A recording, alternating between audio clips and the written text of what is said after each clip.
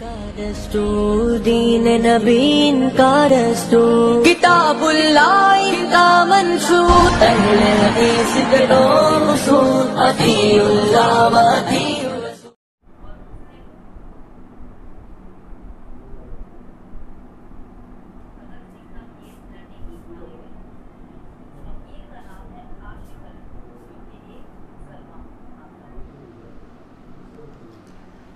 السلام علیکم ورحمۃ اللہ وبرکاتہ۔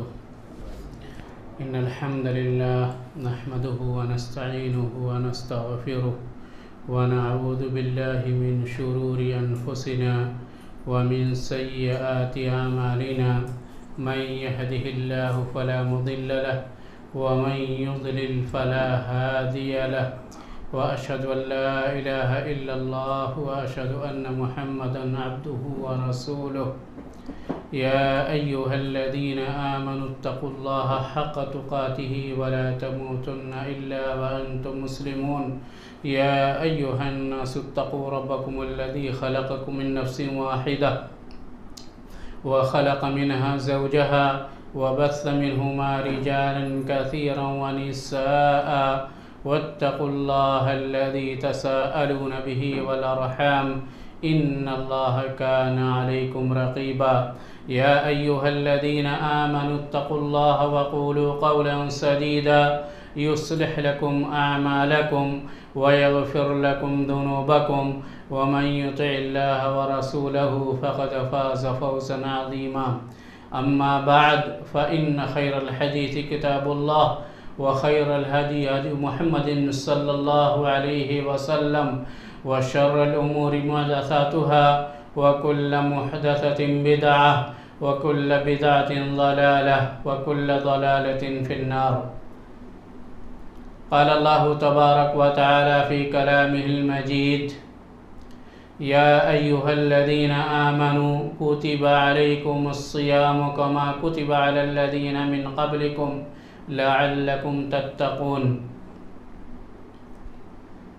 معزز حاضرین، دینی ملی بھائیوں، بزرگوں اور دوستوں،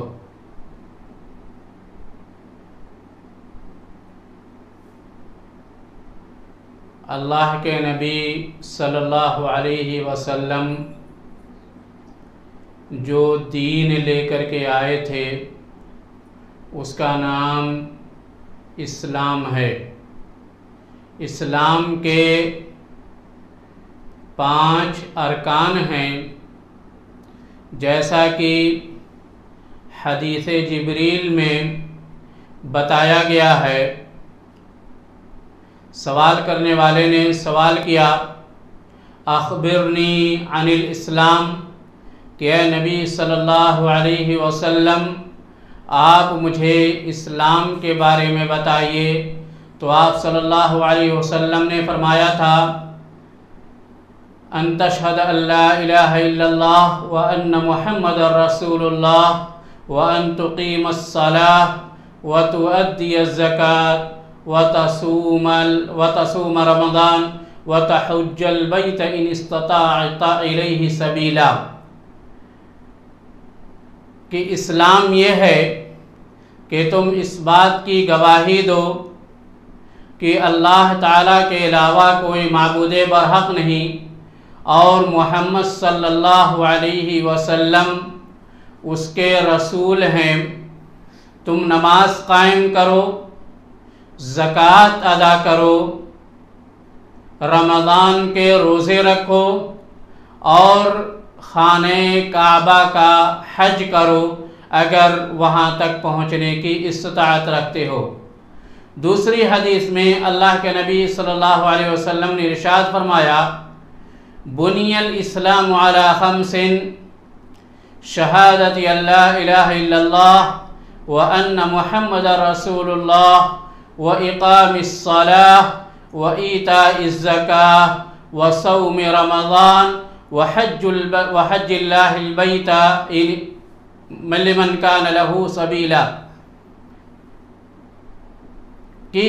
اسلام کی بنیاد 5 چیزوں پر قائم ہے۔ پہلی چیز اس بات کی گواہی دینا کہ اللہ تعالیٰ کے علاوہ کوئی معبود برحق نہیں اور محمد صلی اللہ علیہ وسلم اللہ کے رسول ہیں، نماز قائم کرنا،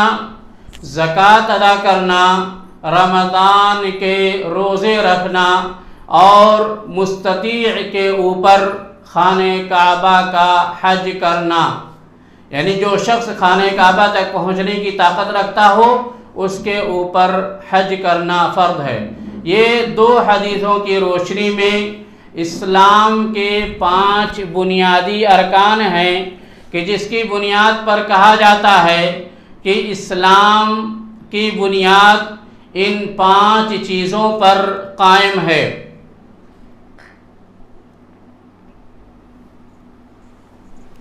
اگر کوئی شخص ان 5 چیزوں میں سے، ان 5 ارکان میں سے کسی بھی رکن کا انکار کرتا ہے، اس کو ماننے سے تسلیم نہیں کرتا، اس کے برخلاف عقیدہ رکھتا ہے، یا ان 5 چیزوں کے وجوب کا عقیدہ نہیں رکھتا، ان کو فرض نہیں مانتا، ان کو ضروری نہیں مانتا، تو ایسا شخص دائرہ اسلام سے خارج ہے، کیونکہ وہ اسلام کی ان بنیادی چیزوں کا انکار کرتا ہے جس کا جاننا ہر مسلمان پر فرض ہے، خواہ وہ عالم ہو یا جاہل ہو، پڑھا لکھا ہو یا ان پڑھ ہو۔ یہی وجہ ہے کہ بچوں کو ان 5 چیزوں کی تعلیم سب سے پہلے دی جاتی ہے اور ان کو سکھایا جاتا ہے کہ مسلمان ہونے کے لیے ان 5 باتوں کی فرضیت کا اعتقاد رکھنا اور ان پر عمل کرنا ضروری ہے۔ اگر ان میں سے کوئی شخص کسی فریضے کو حقیر سمجھتا ہے، کسی فریضے کا انکار کرتا ہے، یا یہ کہتا ہے یہ فریضے ان لوگوں کے لیے تھے جو بھوکے اور پیاسے تھے، جن کے پاس کام دھندہ نہیں تھا، ان لوگوں کے لیے ہے، ہمارے پاس تو ہم تو آسودہ لوگ ہیں، ہمارے پاس کھانے پینے کی کمی نہیں ہے، ہمارے پاس عبادت کرنے کے لیے فرصت نہیں ہے، ہم دنیاوی زندگی میں انتہائی زیادہ مشغول ہیں، نماز کہاں سے پڑھیں گے، روزہ کہاں سے رکھیں گے۔ اگر کوئی شخص اس طرح کے حیلے اور بہانے کرتا ہے اور اس میں شک کرتا ہے یا اس میں گنجائش کی شکل نکالتا ہے یا اس کا مذاق اڑاتا ہے یا ایسا کرنے والوں کو حقیر سمجھتا ہے، تو جان لیجئے کہ ایسا شخص دائرہ اسلام سے خارج ہے، کیونکہ اسلام کے وہ بنیادی ارکان کا، اسلام کے ان ارکان کا انکار کر رہا ہے جس پر اسلام کی بنیاد قائم ہے۔ معلوم ہوا کہ رمضان کا روزہ اسلام کے 5 بنیادی ارکان میں سے ایک مستقل رکن ہے۔ جس طرح سے شہادتین کی گواہی دینا ضروری ہے، نماز 5 وقتہ ادا کرنا فرض ہے، زکوٰۃ ادا کرنا فرض ہے، حج کرنا فرض ہے، اسی طرح سے رمضان کے پورے مہینے کا روزہ رکھنا ہر مسلمان پر فرض ہے، واجب ہے، اس میں کسی طرح کی کوئی گنجائش نہیں ہے، سوائے ان لوگوں کے لیے جو روزہ رکھنے پر قادر نہ ہوں۔ مثال کے طور پر بیمار شخص یا مسافر شخص، اور اس کے علاوہ کوئی تیسرا شخص ایسا نہیں ہے کہ جسے روزہ رکھنے کی رخصت دی گئی ہو۔ اللہ تعالیٰ نے قرآن کریم کے اندر ارشاد فرمایا، یا ایھا الذین آمنوا کتب علیکم الصیام کما کتب علی الذین من قبلکم لعلکم تتقون، کہ اے لوگو جو ایمان لائے ہو، تمہارے اوپر روزے فرض کیے گئے اسی طرح سے جس طرح سے پہلے کے لوگوں پر فرض کیے گئے تھے، تاکہ تم متقی اور پرہیزگار بن جاؤ،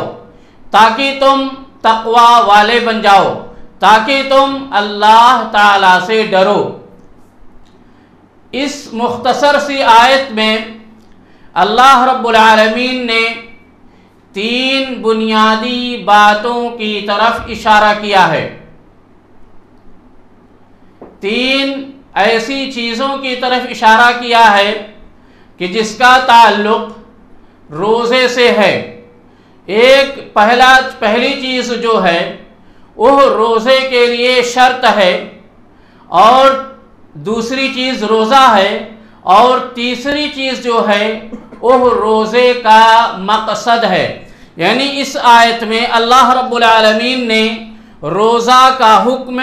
रोज़े की शर्त और रोज़े का फ़ायदा बयान किया है कि रोज़े के लिए जो बुनियादी शर्त है वो ईमान और इस्लाम है। यानी आप अगर रमज़ान का रोज़ा रखना चाहते हैं तो आपके लिए ज़रूरी है कि आप शहादतैन का इकरार करें, अल्लाह रब्बुल आलमीन पर ईमान लाएं, अल्लाह रब्बुल आलमीन की तौहीद रुबूबियत, उलूहियत और अस्मा व सिफ़ात को तस्लीम करें।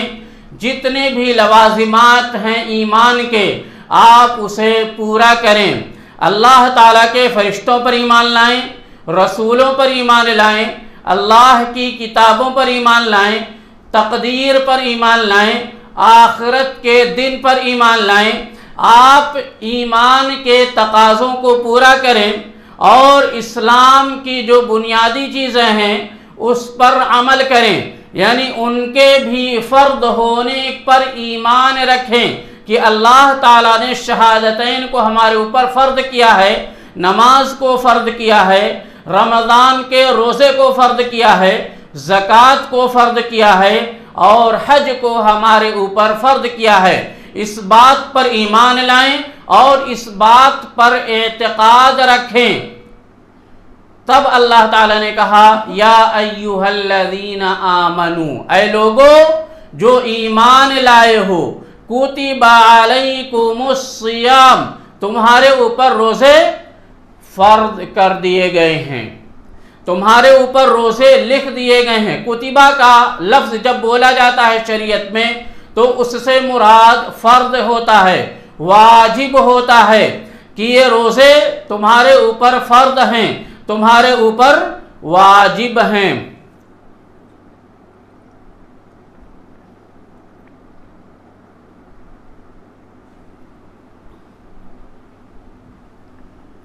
यानी अगर कोई शख्स जो काफिर है, मुशरिक है, वह रमज़ान के रोज़े रखना चाहता है तो उसके रमज़ान के रोज़े रखने का कोई फ़ायदा नहीं है, क्योंकि रमज़ान का रोज़ा रखने के लिए ईमान ये बुनियादी शर्त है। उसके बग़ैर इंसान कितना भी ज़्यादा भूखा प्यासा रहे, कितनी ही ज़्यादा मशक्क़त उठाए और कितनी ही पाबंदी के साथ सहरी और इफ्तारी करे, बग़ैर ईमान के उसका रोज़ा अल्लाह ताला के यहाँ मकबूल नहीं है। या अय्युहल्लज़ीना आमनू कुतिबा अलैकुमुस्सियाम, तुम्हारे ऊपर रोज़े फ़र्द कर दिए गए हैं। अल्लाह ताला ने उसके बाद कहा, कमा कुतिबा या अय्युहल्लज़ीना आमनू कुतिबा अलैकुमुस्सियाम कमा कुतिबा अलल्लज़ीना मिन क़ब्लिकुम, उस तरह से फ़र्द किए गए हैं जिस तरह से तुमसे पहले के लोगों पर फ़र्द किए गए थे। यानी नबी सल्लल्लाहु अलैहि वसल्लम की उम्मत से पहले जो उम्मतें मौजूद थीं, खाह आदम अलैहिस्सलाम की उम्मत हो या इब्राहीम की उम्मत हो या मूसा, ईसा और नूह अलैहिमुस्सलातु वस्सलाम की उम्मत हो, इन तमाम लोगों पर रोज़े फ़र्द किए गए थे। कमा कुतिबा अलल्लज़ीना मिन क़ब्लिकुम, यानी जितनी भी शरीयतें नाजिल हुई उनमें अल्लाह ताला ने रोज़े को मुतय्यन किया था। उसी को अल्लाह ताला ने कहा, कमा कुतिबा अलल्लज़ीना मिन क़ब्लिकुम, कि तुमसे पहले के लोगों पर जिस तरह से रोज़े फ़र्द किए गए थे उसी तरह से तुम्हारे ऊपर भी फ़र्द हैं।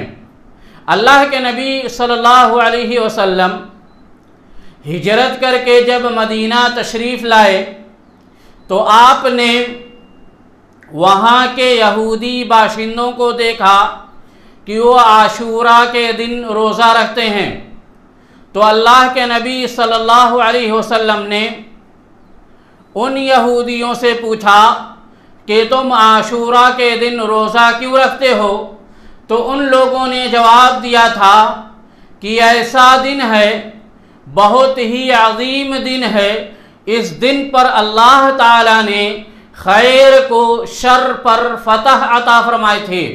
ایمان کو کفر پر غلبہ عطا کیا تھا،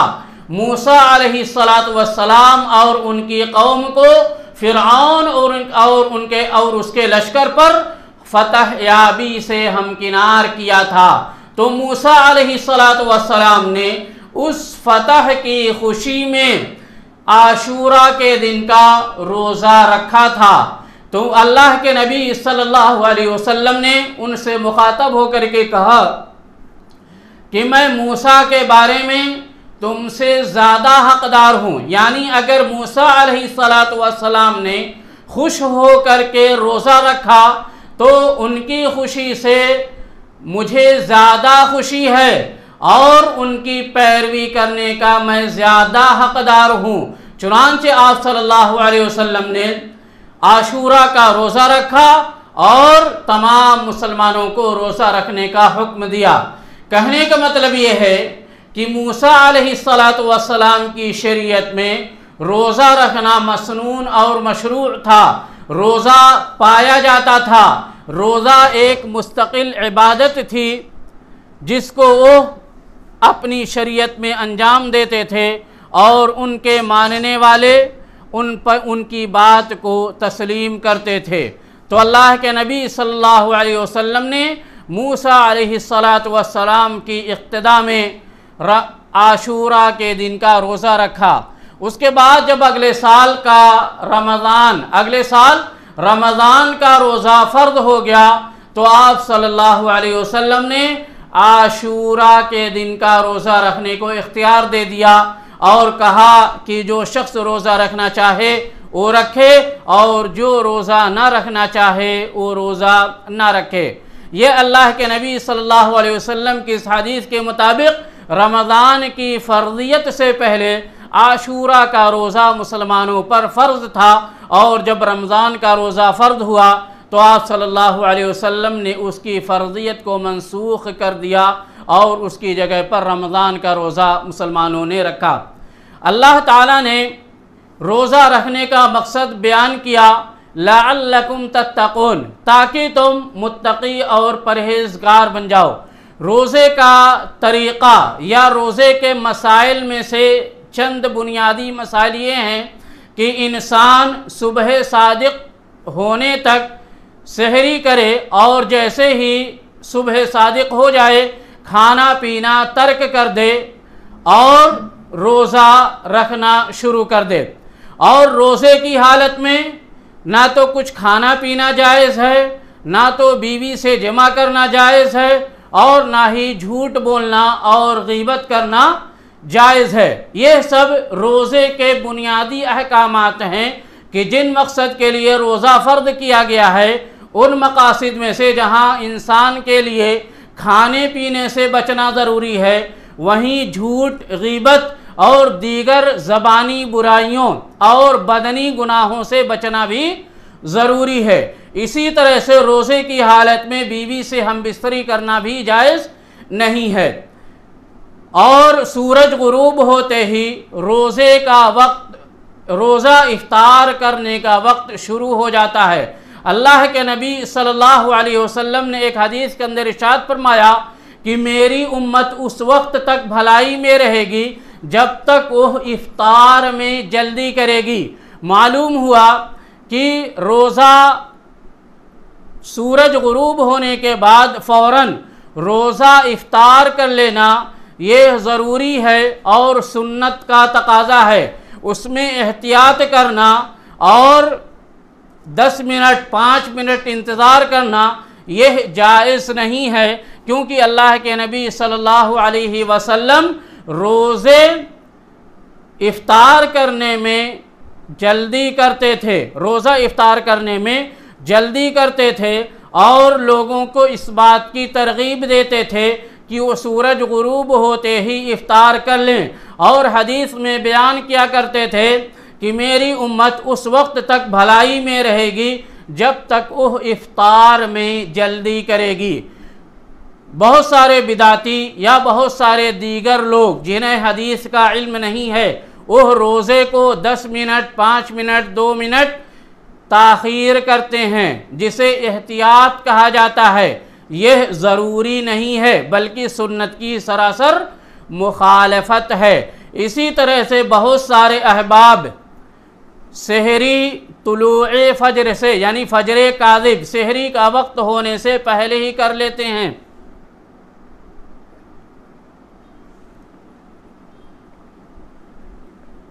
فجر کی اذان سے 1 گھنٹہ 2 گھنٹہ پہلے یا 3 گھنٹہ پہلے کھانا کھا کر کے سو جاتے ہیں، یہ سحری نہیں کہلاتی۔ اللہ کے نبی صلی اللہ علیہ وسلم سحری میں تاخیر کیا کرتے تھے، یہاں تک کہ آپ صلی اللہ علیہ وسلم نے کہا تاخیر کی بات کو لے کر کہ اگر کسی آدمی سے کوئی آدمی سحری کر رہا ہے اور اس کے ہاتھ میں کھانے کا پیالہ ہے، اس حالت میں مؤذن اذان دے دے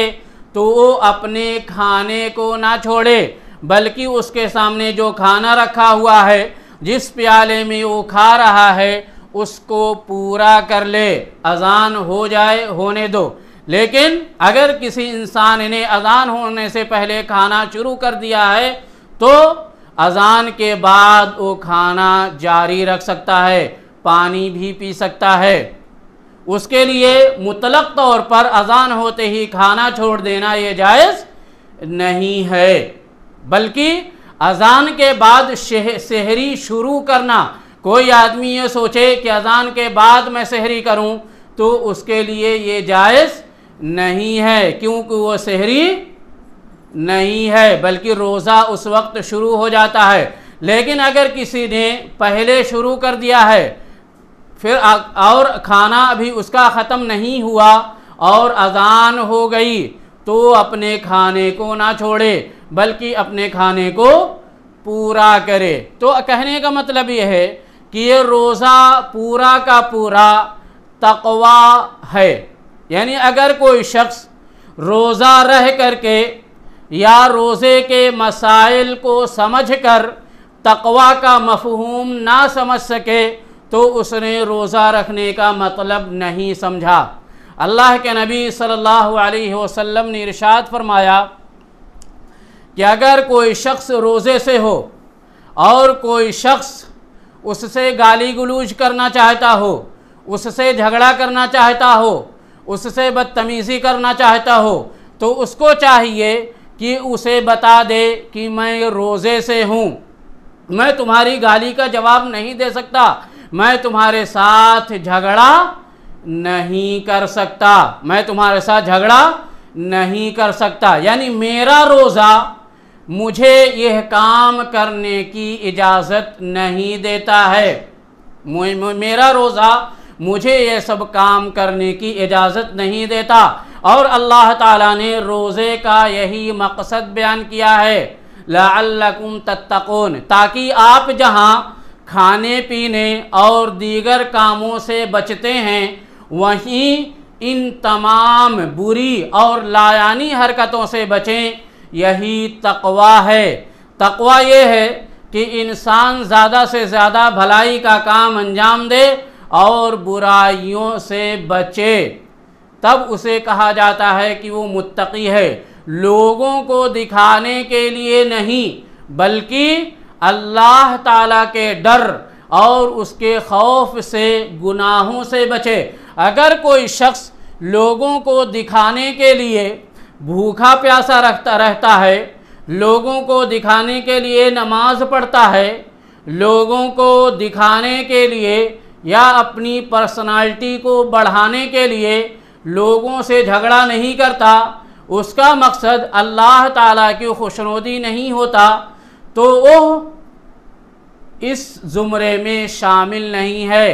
وہ متقی اور پرہیزگار نہیں ہے، کیونکہ اس کا مقصد اللہ تعالیٰ کی خوشنودی حاصل کرنا نہیں ہے، بلکہ اس کو لڑائی جھگڑا ترک کرنے سے کا مقصد یہ ہے تاکہ لوگ اسے شریف کہیں، اچھا کہیں۔ یہ دنیاوی مقاصد نیت میں کھوٹ پیدا کرتے ہیں۔ یہی وجہ ہے کہ علماء اسلام نے، محدثین نے اور فقہا نے کسی بھی عمل کے قبول ہونے کے لیے دو بنیادی شرطیں بیان کی ہیں، آیتوں اور حدیثوں سے استدلال کرتے ہوئے کہ کوئی بھی عبادت جس میں یہ دونوں شرطیں نہیں پائی جاتی ہیں وہ عبادت اللہ تعالیٰ کے یہاں کبھی بھی قابل قبول نہیں ہو سکتی۔ وہ دونوں شرطیں ایک باطنی ہے اور دوسری ظاہری ہے۔ کیا ہے؟ پہلی شرط نیت خالص ہو، نیت خالص ہو۔ آپ روزہ رکھ رہے ہیں، روزے کا مقصد اپنے آپ کو بہت بڑا روزے دار ثابت کرنا نہ ہو، بلکہ اس روزے کے ذریعے اللہ تعالیٰ کی خوشنودی اور رضامندی اور اللہ تعالیٰ کی فرما برداری مقصود ہو کہ اللہ تعالیٰ نے ہمیں حکم دیا ہے، ہم اس حکم کو بجا لا رہے ہیں، اللہ تعالیٰ ہماری اس کام کی وجہ سے خوش ہوگا، اسے کہتے ہیں اخلاص۔ اللہ کے نبی اللہ تعالیٰ نے فرمایا وَمَا أُمِرُوا إِلَّا لِيَعْبُدُوا اللَّهَ مُخْلِصِينَ لَهُ الدِّينَ، کہ لوگوں کو صرف اسی بات کا حکم دیا گیا تھا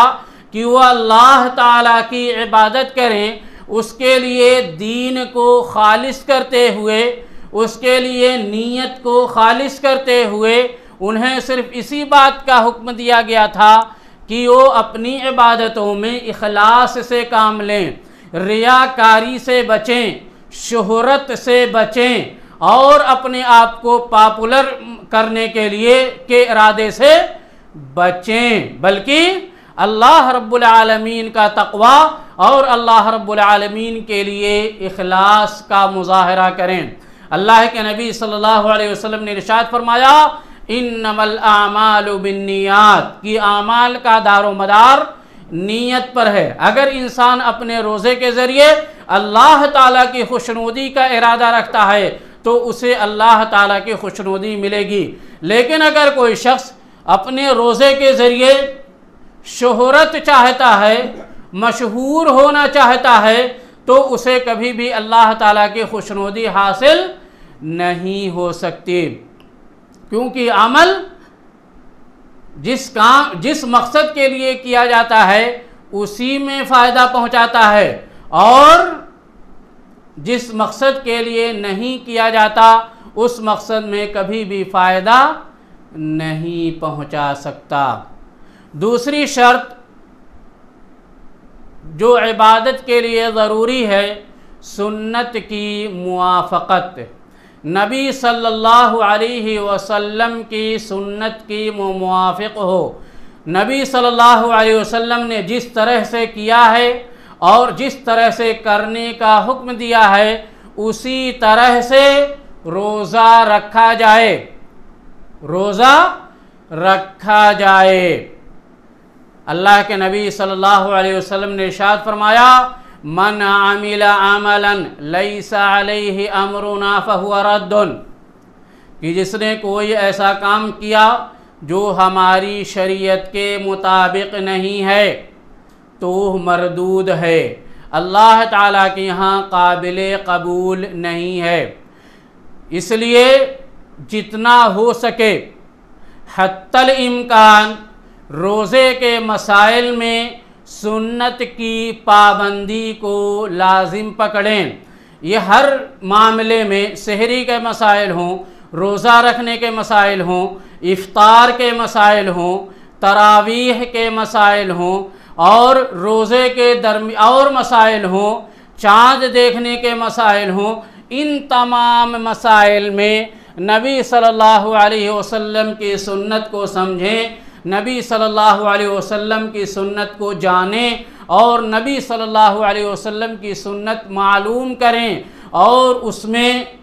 روزے میں نبی صلی اللہ علیہ وسلم کی سنتوں کو فالو کرنے کی کوشش کریں، تب صحیح معنوں میں کہا جائے گا کہ آپ نبی صلی اللہ علیہ وسلم کے متبع اور نبی صلی اللہ علیہ وسلم سے محبت کرنے والے ہیں۔ اللہ کے نبی صلی اللہ تعالیٰ نے ارشاد فرمایا، قُلْ إِن كُنْتُمْ تُحِبُّونَ اللَّهَ فَاتَّبِعُونِي يُحِبُّكُمُ اللَّهُ کہ اے نبی آپ کہہ دیجئے کہ اگر تم اللہ تعالیٰ سے محبت کرتے ہو تو میری اتباع کرو، اور اللہ تعالیٰ اس اتباع کے بدلے میں تم سے محبت کرے گا۔ معلوم ہوا کہ جہاں ایک طرف عبادت کے قبول ہونے کے لیے اخلاص شرط ہے، وہیں دوسری طرف عبادت کے قبول ہونے کے لیے عبادت کا سنت کے مطابق ہونا اور اس عبادت سے محبت کرنا بھی ضروری ہے۔ اس کے بغیر ہم اپنی عبادتوں میں عبادت کا مزہ حاصل نہیں کر سکتے، عبادت کی لذت حاصل نہیں کر سکتے۔ اللہ کے نبی صلی اللہ علیہ وسلم نے ایک حدیث کے اندر ارشاد فرمایا، من صام رمضان ایمانا واحتسابا غفر له ما تقدم من ذنبه کہ جس نے رمضان کا روزہ ایمان کی حالت میں اور اللہ تعالیٰ سے اجر و ثواب کی امید رکھتے ہوئے رکھا تو اللہ تعالیٰ اس کے تمام گناہوں کو معاف کر دیتا ہے، اللہ تعالیٰ اس کے تمام سابقہ گناہوں کو معاف کر دیتا ہے۔ یہ رمضان کا روزہ رکھنے کی فضیلت ہے کہ اللہ تعالیٰ زندگی بھر کے تمام گناہوں کو معاف کر دیتا ہے۔ اسی طرح سے اللہ کے نبی صلی اللہ علیہ وسلم نے ایک حدیث کے اندر ارشاد فرمایا، من قام رمضان ایمانا واحتسابا غفر له ما تقدم من ذنبه کہ جس نے رمضان کے مہینے میں قیام اللیل قیام کیا تو اللہ تعالی ایمان اور اجر کی امید کے ساتھ تو اللہ تعالیٰ اس کے تمام گناہوں کو معاف کر دیتا ہے، تمام سابقہ گناہوں کو معاف کر دیتا ہے۔ ایک اور بنیادی مسئلہ اللہ کے نبی صلی اللہ علیہ وسلم نے ارشاد فرمایا، من صام یوم الشک، ابو ہریرہ رضی اللہ تعالیٰ عنہ کہتے ہیں، من صام یوم الشک فقد عصى ابا القاسم صلی اللہ علیہ وسلم۔ ابو ہریرہ رضی اللہ تعالیٰ عنہ کہتے ہیں کہ جس نے شک کے دن کا روزہ رکھا تو اس نے نبی صلی اللہ علیہ وسلم کی نافرمانی کی۔ اس حدیث سے معلوم ہوا کہ شک والے دن روزہ رکھنا جائز نہیں ہے، حرام ہے، اللہ کے نبی صلی اللہ علیہ وسلم کی نافرمانی ہے۔ یعنی 30 شعبان کو اس شبہے میں روزہ رکھنا کہ ہو سکتا ہے رمضان کا چاند ہو گیا ہو اور ہمیں دکھائی نہ دیا ہو، اس شک کے ساتھ، اس کنفیوژن کے ساتھ روزہ رکھنا جائز نہیں ہے۔ جب 29 کا چاند کا یقین ہو جائے، شہادت مل جائے، تب روزہ رکھنا تب رمضان کا روزہ رکھنا جائز ہے، اور اگر دکھائی نہیں دیا، شبہ رہا، تو رمضان کا 30 شعبان کو پورا کیا جائے گا، اور پھر 30 شعبان پورا کرنے کے بعد ایک رمضان کا روزہ رکھا جائے گا۔ بہت سارے لوگ شک اور شبہے میں مبتلا ہو کر کے 30 شعبان کا روزہ احتیاطاً رکھتے ہیں۔ یہ احتیاط کے طور پر جو روزہ رکھا جاتا ہے سراسر نبی صلی اللہ علیہ وسلم کی نافرمانی ہے اور سنت کی مخالفت ہے۔ اللہ رب العالمین سے دعا ہے کہ اللہ رب العالمین اپنی عبادتوں میں سنت پر عمل کرنے کی توفیق عطا فرمائے اور ہمارے روزوں کو میں اخلاص اور سنت کے مطابق کر۔ اقول قولی ھذا واستغفر اللہ لی ولکم ولسائر المسلمین،